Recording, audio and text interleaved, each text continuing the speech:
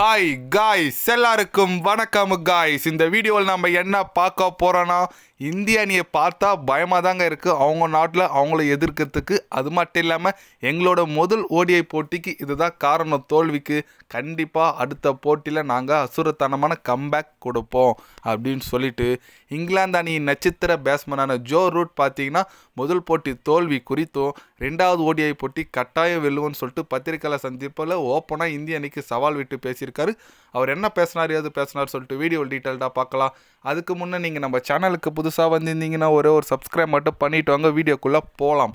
ஆமாங்க, India versus England பார்த்தீங்கன்னா நாளைக்கு செகண்ட் ஓடிஐ போட்டி தொடங்க போதுங்க. அது போட்டி தொடங்கிறதுக்கு முன்னே பத்திரிக்கையாளர் சந்திப்பில் ஜோ ரூட் என்ன சொன்னார்னு கேட்டிங்கன்னா, இந்திய அணி ஒரு ஆபத்தான அணி தான். அவங்க நாட்டில் அவங்கள வீழ்த்தணும்னா சாதாரண விஷயம் கிடையாது.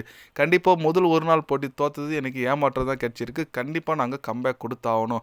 இந்தியா கிட்டே சீரீஸை ஜெயிக்கிறோன்னா அது ஒரு பெரிய ஒரு வேர்ல்டு கப் அடிக்கிறதுக்கான சமம் எங்களுக்கு தெரியும். இதுக்கு முன்னே டெஸ்ட் போட்டியில் நாங்கள் இந்த அனுபவம் பண்ணியிருக்கோம். அதனால் ரெண்டாவது ஓடிஐ போட்டியை கண்டிப்பாக நாங்கள் வெற்றி பெற்றால் மட்டும்தான் இந்த சீரீஸில் இருக்க முடியும். ஆல்ரெடி T20 நாங்கள் சீரீஸ் எழுந்துட்டோம். வந்ததுக்கு இந்த ஓடிஐ போட்டியை கட்டாயம் நாங்கள் வெல்லணும். அதனால் எங்களோட கம்பேக் அடுத்த போட்டியில் கண்டிப்பாக ரொம்பவே நல்லா இருக்கும்னு எதிர்பார்க்குறேன். இந்தியாவை நாங்கள் வீழ்த்துவோம் அப்படின்னு சொல்லிட்டு ஜோ ரூட் பார்த்தீங்கன்னா ஓப்பனாகவே இந்தியா பற்றி பெருமையாக பேசியிருக்காரு. அடுத்த போட்டி ஜெயிப்போன்னு சொல்லியிருக்காருங்க. ஓகே, அவர் சொல்கிறது ஒரு பக்கம் இந்தியாவில் வீழ்த்தணும்னா சாதாரண விஷயம் கிடையாது சொன்னார் பாருங்க. அது 100% உண்மை தான். இருந்தாலும் ஆனால் இங்கிலாந்து ஒரு மோசமான கிரிக்கெட் விளையாடுறாங்க. கொஞ்சம் கூட ஒரு டஃப் கொடுத்தே விளையாட மாட்டுறாங்க. வரவங்களாம் ஹிட்டிங் தான் ஆடுவோம், வரவங்களாம் நான் ஸ்வைட்டி தான் ஆடுவேன்னா இது ஒன்றும் இங்கிலாந்து இல்லைங்க. இங்கிலாந்து பிச்சு கிடையாது. ஏன்னா இங்கிலாந்தில் எப்பவுமே இங்கிலாந்து அப்படி தான் விளையாடுவாங்க. வந்தவொடனே எல்லாருமே அடிக்கிறது தான். அடிச்சு ஒரு 300 350 அடிப்பாங்க ஃபஸ்ட்டு ஹாஃபில். செகண்ட் சேசிங் சீக்கிரமாக பண்ணுவாங்க. அதெல்லாம் இங்கிலாண்டுங்க. இது இந்தியா பொறுத்த வரைக்கும் எப்படின்னா ஸ்பின்னிங் கண்டிஷன் கண்டிப்பாக நீங்கள் பார்த்து தான் ஆடணும். எல்லாமே ஃபாஸ்ட் பவுலர் கிடையாது அடிக்கிறதுக்கு. அது இந்த இங்கிலாண்டில் ஆடுற மாதிரி இங்கே ஆடுறதுனால இங்கிலாந்து பேட்ஸ்மேனாலும் ஒன்றும் பண்ண முடியல. எத்தனை பிளேயர் ஐபிஎல்லில் விளையாடுறீங்க, ஒன்றுமா எங்கள் கண்டிஷனுக்கு நீங்கள் அடாப்ட் ஆகலான்னு கேட்குற மாதிரி தான் இருக்குது.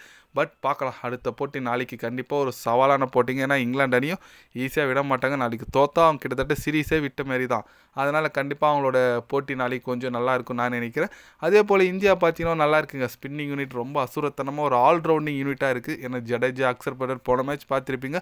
அக்சர் பட்டேல் பார்த்தீங்கன்னா மேலே இறக்கி விட்டு ப்ரொமோட் பண்ணி ஒரு 50+ ஸ்கோர் அடித்தார். கண்டிப்பாக ஒரு பேட்டிங் டெப்த்து இந்தியா கிட்ட பயங்கரமாக இருக்குது. அதனால் நாளைக்கு கண்டிப்பாக ஒரு சவாலான போட்டி இருக்குது. அது இந்தியா தான் வெற்றி பெறும் என்னோட கருத்து கணிப்பு. பார்க்கலாம் யார் ஜெயிக்கிறாங்கன்னு சொல்லிட்டு. ஏன்னா இந்திய அணி ரொம்ப அசுரத்தனமாக இருக்குங்க. அது இல்லாமல் நாளைக்கு வேறு கிங் கோலி வராரு.